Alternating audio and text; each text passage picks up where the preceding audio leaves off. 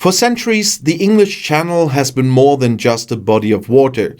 It has been a powerful symbol of Britain's identity. And during the Brexit campaign, it became the ultimate symbol of control. Leave the EU and Britain would finally be able to secure its borders to decide who comes in and who stays out. And now it's 2025 and illegal migration across the very channel has reached record highs. The government, in its panic, has unveiled its latest solution for that. They are calling it a repatriation offensive, a new deal with France. It's being praised by London as a bold step and an innovative approach. But as someone who has always believed Brexit was a terrible mistake, I see this for what it truly is. A desperate and frankly cynical political maneuver. It's an admission of complete failure dressed up as a grand success. And it's a perfect example of how the UK is now forced to operate on the global stage. But let's break down what this innovative new agreement actually entails. In a pilot program, Britain will send asylum seekers who have crossed the channel illegally back to France. And in exchange, the UK will take in the exact same number of asylum seekers who are already legally in France. It's a one-for-one swap, a like-for-like exchange. On paper, they are not actually reducing the number of people entering the country, they are just swapping one group for another. And they are framing this as a tough, no-nonsense offensive. But how is that an offensive when you are giving up a person for every person you send back? It's kind of a bizarre sort of political theater. The government wants you to believe that this is a tough, decisive stance against illegal immigration. But it's a facade of toughness. The real story here is not about the policy itself, but about what the policy reveals about the state of Britain today.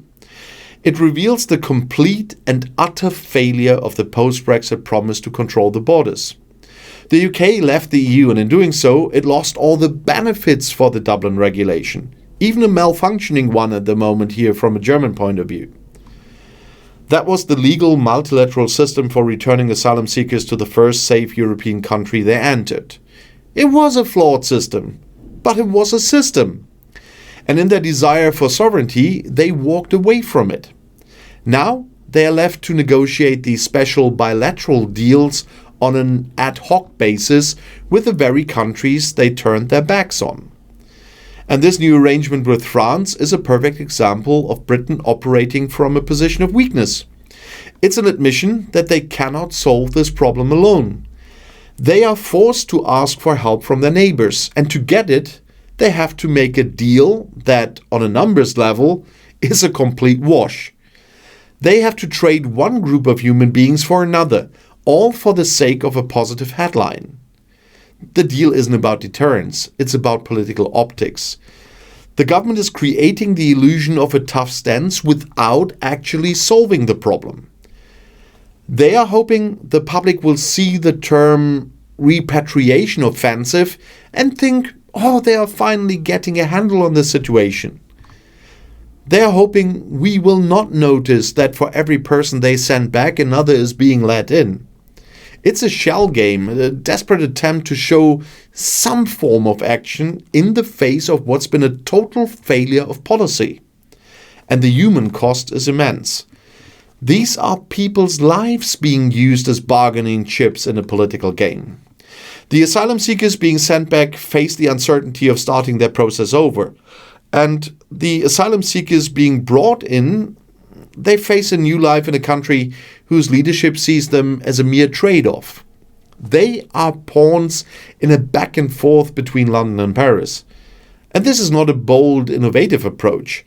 This is what happens when a country driven by a flawed ideology burns its bridges, and then it's forced to beg its former partners for a ride back across the river.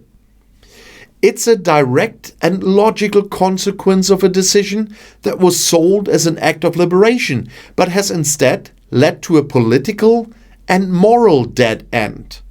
It's a deal that ultimately highlights the deep systemic problems created by Brexit. But what do you think? Is this a pragmatic solution to a complex problem, or really a cynical act of political theatre that highlights the very failures of Brexit?